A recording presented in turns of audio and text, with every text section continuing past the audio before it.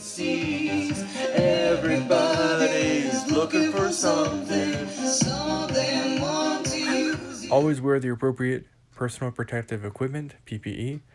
I recommend earplugs, especially if I am singing. And of course, safety glasses and respirator as needed. And don't forget, these videos are made for entertainment purposes only.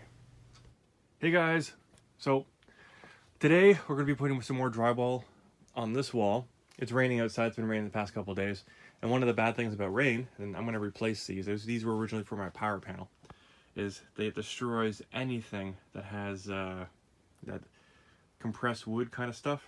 So anyways, these are garbage, but I'm going to use the same hardware and everything that I took off the original unit for the power panel. And as you can see here, I've tagged out some more circuits because they're not being used down here and they should just be blocked off until they are back in use. I have found out where all the power stuff is, like where it's running to and stuff, so that was a part of yesterday. Now I'm going to be cleaning this up a bit and I'm going to be boxing it in. That'll be happening today. I want to do the rest of the drywall across here and always stagger your drywall joints. So the next one I'm going to do is probably smack dab right in the middle, and wherever it ends off here, I want to make things nice and pretty and beautiful and proper. And this wall here is also what I'm going to be working on. Now, if you look at the insulation here, you'll see that it's pushed back, and then there's been wire that's been run, and it's just like, wow, okay. Why would anybody do that? Usually people just cut the insulation and goes around it, and that way you maintain the R value, so to speak. Whenever you compress insulation, it loses its R value, and even air, the air pockets that you see going across here, they have an R value of 1. So in that particular area, it goes from R13 or whatever the heck it is down to R1. So that's a cold zone. And along here, I noticed that there's no insulation. Like, well, there's insulation, but there's another air gap, which I'll be filling up, and I'll be blocking this off and making it all proper. So these two walls right across here are what I'm going to be attacking today. So the ending point for here is from here. Well, it'll be for this zone right here, all the way across to about there, because this whole area here is another whole day. I've just kind of pushed everything to the side. So any insulation that's on the ground here, either I'm going to use it or I'm going to toss it. I still have to do the one last wire running this one, because it's run all the way over here, but for some reason the original homeowner just decided to do that. I guess they got bored and they needed to do something else. I don't know. So that being the case, this is what we're going to do. We're in cleanup mode, organize everything for the start of the day, because I was working till 11 o'clock last night, and then we'll be getting on.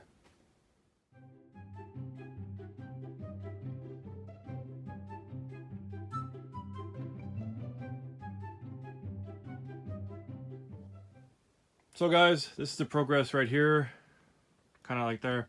Cleaned up some of the wires some more. It's a little bit at a time.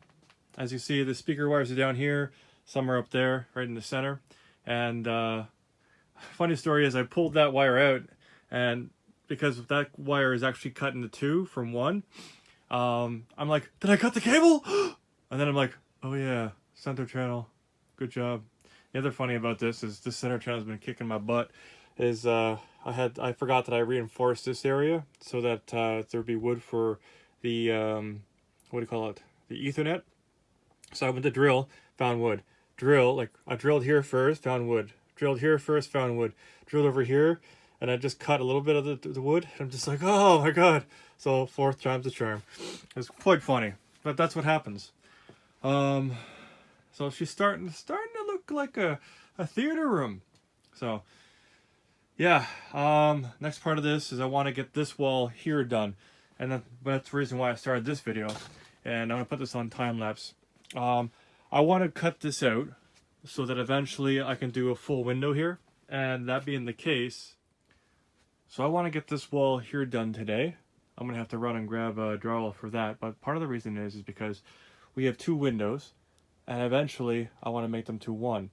So what I'm going to do here is I have to reinforce the framing along the bottom, and then I have to do the same thing for the header along the top.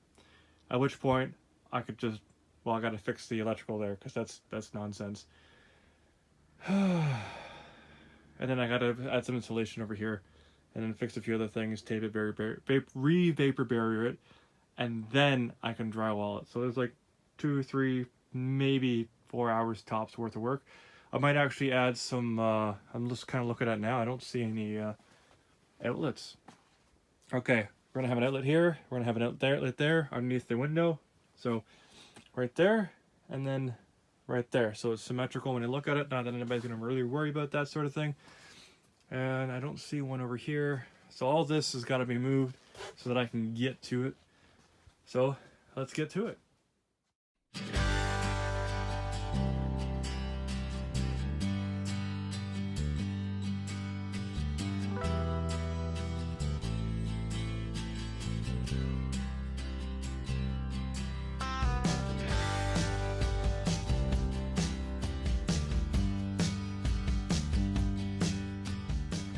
Gotta love it when the builder leaves debris behind. So I spent a lot of time cleaning this up today and insulating those vacant spots. All in all, pretty happy with it, but a pain in the butt. Builder should have done that originally.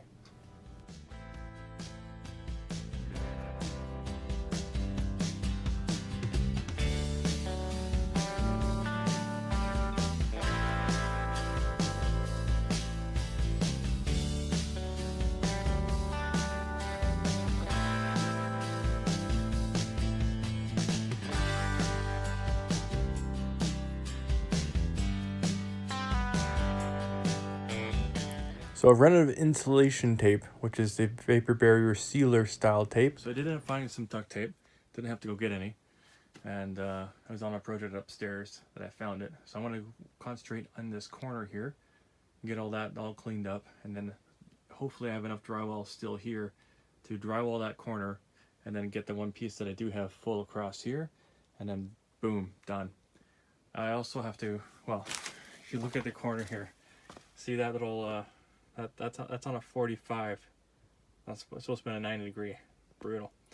Anyways, this is where we are currently working.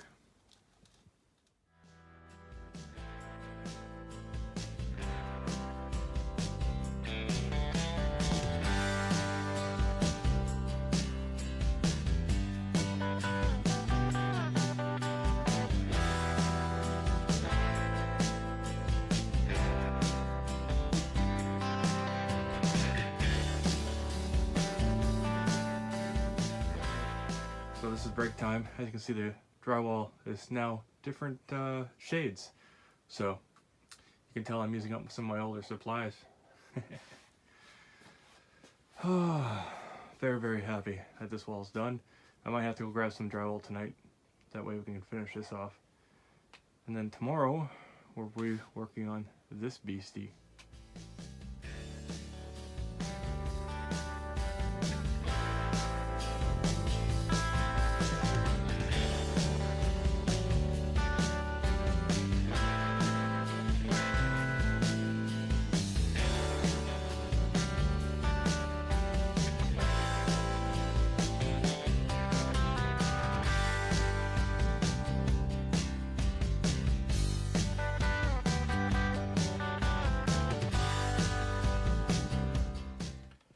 What's this? Pink camouflage mud? Huh. Who knew? Actually, guys, I ran out of the typical normal mud, and I'm on to my tinted mud. It's a little too pink, but hey. Once it dries, it'll look a lighter shade of pink. Maybe a shade of salmon. A very manly pink. Anyways, back to work. Computer, stop. Hey guys, so this is the progress so far. So this wall here is all done. This area is done. I know this plastic's hanging down. All across here to this point here is done. I did have to rebuild this corner with some framing because it was not square, not straight. So now it's square. Making up new words now, so I'm tired. It's now square and straight. Probably presume that corner is going to be the same deal. Again, light switches outlets are in. I did the mudding. Now, whenever you're done mudding, it's always good to have the mud as smooth as possible to have the lowest amount of surface area as possible. So sometimes I add a bit of water, but I'm going to come back to this tomorrow. Not really too worried about that. So keeping that the lip on it. Now, the other thing here, I did some of the second coats of this stuff, so this is actually beneficial to me using the both of these compounds. I haven't sanded yet either, so it's beneficial to me to explain to you guys about second, third, fourth, fifth, 16, 18,000 coats. Obviously we don't go that far.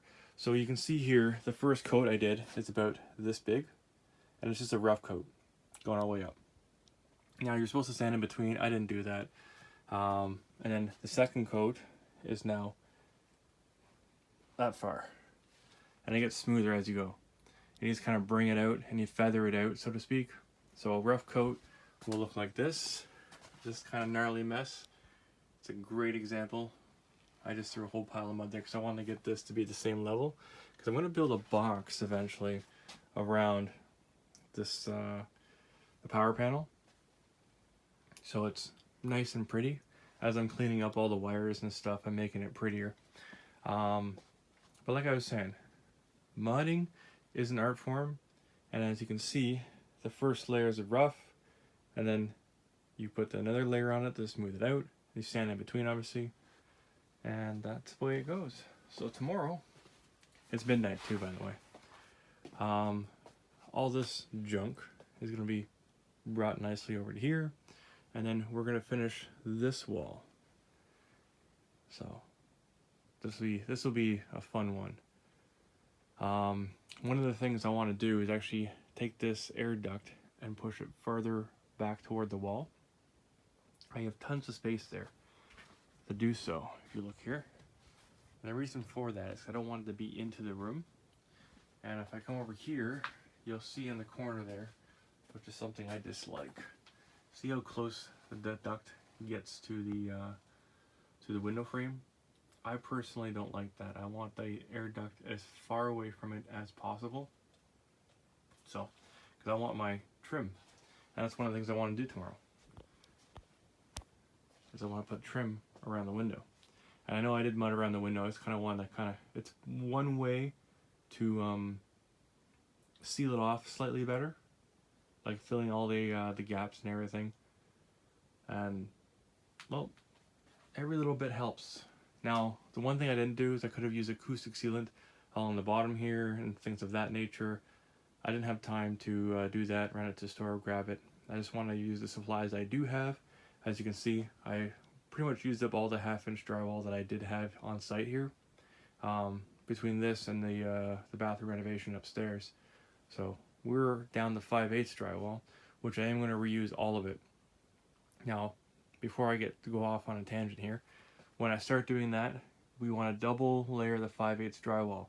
Now on the ceiling, I don't want to do a full 5/8 drywall, so when I have the resilient channel or the Z channel going across here, in between that, I'm going to have 5/8 drywall, and then on top of it, I'll have 5/8 drywall, kind of like doubling up there. Now, the same thing on this wall, it's going to be completely different. I'm actually going to put 5/8 drywall on the 5/8 drywall to create a better sound barrier. So we're going to have insulation in the roof, Z channel, drywall, and then in between those are also going to be drywall. And then on this wall here, it's going to be Z channel or resilient channel, and then 5/8 drywall. And then when you do the 5/8 drywall, you have it going lengthways, and then you do it parallel.